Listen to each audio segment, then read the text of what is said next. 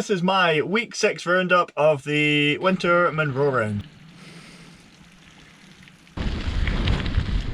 So heading to Ardvariki today, so it's my first sort of real punch back into the west before I head back east again.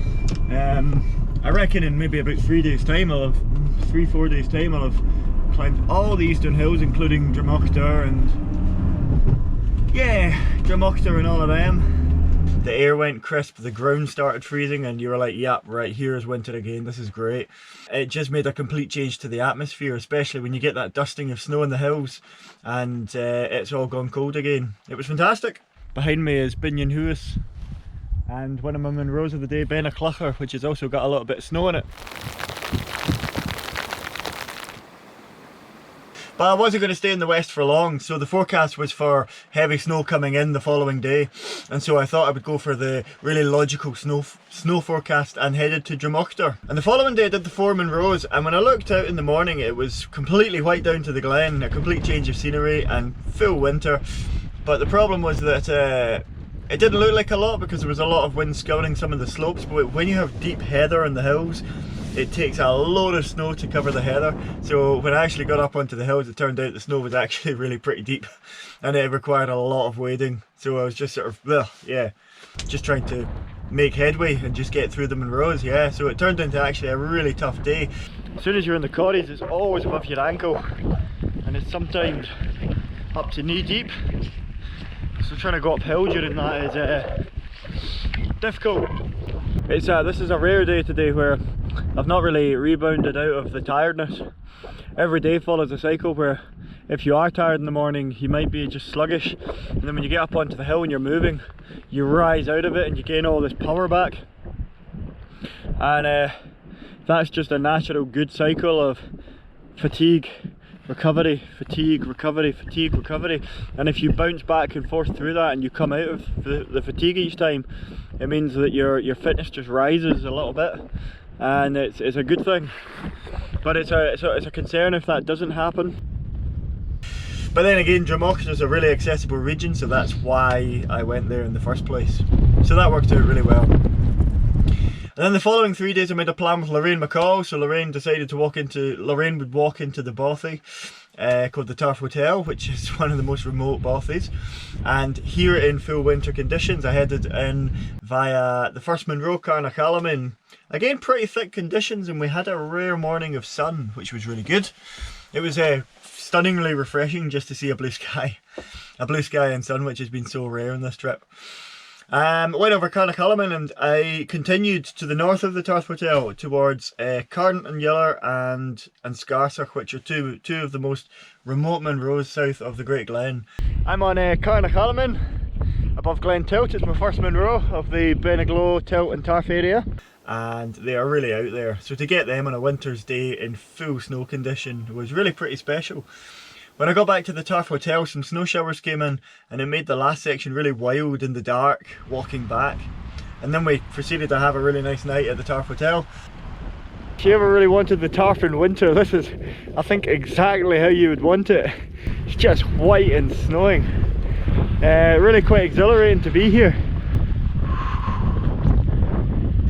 The following day was one of the toughest of the trip, Ben Jirach. So the route from the Turf Hotel follows the Turf water upstream. Doing so again in snowy conditions was a lot of effort, and it just didn't get any better.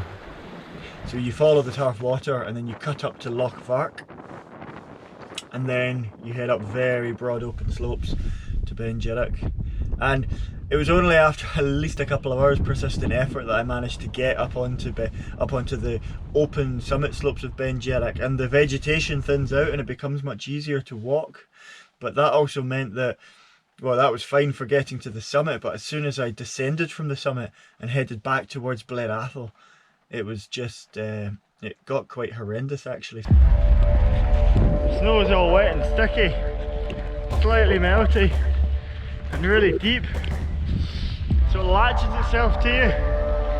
You fall down holes through it.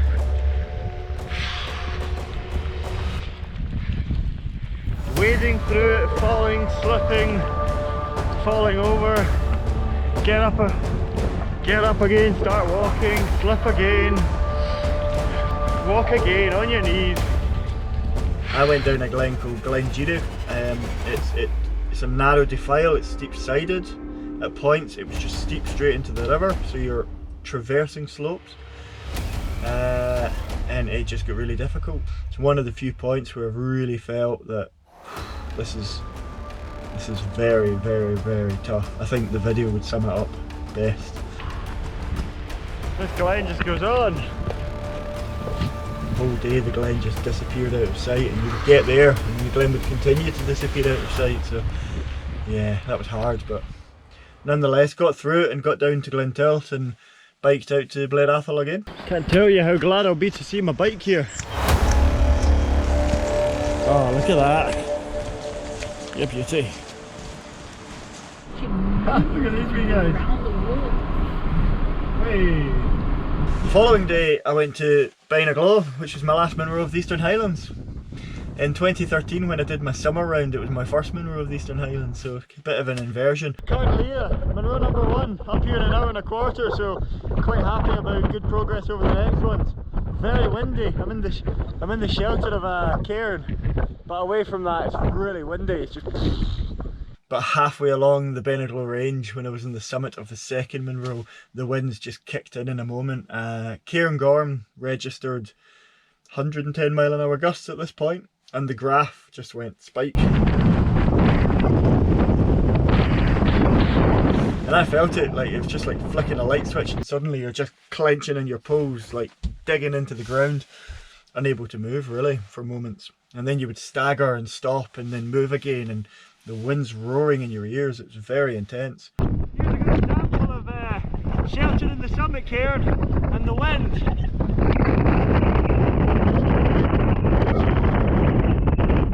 And shelter again.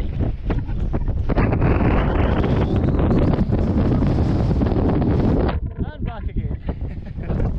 It all worked out really well in the end with Bainaglow. It was fairly quick, fairly painless, and then happily I headed off to the west. Back west towards Lochaber. First I went to the Craigmeggy range. Craigmeggy are long plateau, long flat hills, and again it turned into a really hard hill day. Some of the snow had thawed, but it was this dirty cold, it was wet cold, it was torrential rain, it was heavy rain, and a strong wind, strong gusty freezing wind that threw you about and just showered you with cold water. And it was again just, the weather just made it a battle. Absolutely manky. Really, really disgusting. I can't quite emphasise. I was pretty glad to get down that, and very grateful that Helen picked us up at the far end. But then things settled down a bit, so the following day I did a 2-day trip. There's a string of mountains from Loch Treg in the east by Ferset across to Ben Nevis above Fort William, and it forms a chain of 12 Munros.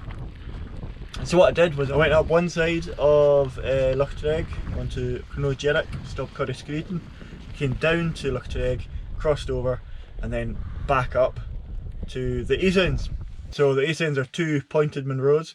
I got there up there for sunset and then after sunset, and there were even a few moments of sun, which again have just been so rare. This is Sub Curragh, 4th today, 139th total, so just under halfway. Day 42 of the whole thing, and just about to head down to the Larag Lake Bothy to meet Brad.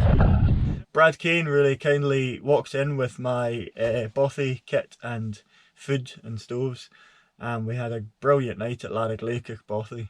Again, I was pretty tired and it was up early again in the morning, so in the early hours of the following morning I was up onto the Grey Corries, up onto Staban.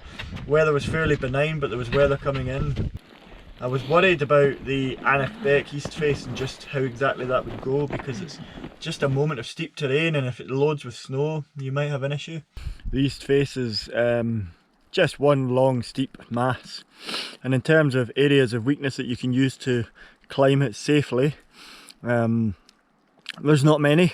But I got over the Grey Corries really quickly and got onto Anach Beck, and it went fine. It went really well. Things got a bit wilder, a bit snowier, and then I headed over the Anachs onto Carmargerick, around to Ben Nevis, and Helen met me in Ben Nevis, and we had some sandwiches and hot chocolate on the top. Yeah, it's been a good week and a lot of progress made, and it also marks a change into the West Highlands, and so it means for the upcoming week we're talking about Mummoars and crossing to Glenfinnan and these places, Ben Alder. So we're getting into this western part now. We've moved away from the Eastern Highlands, and yeah, it just sets me up for more great days in the west.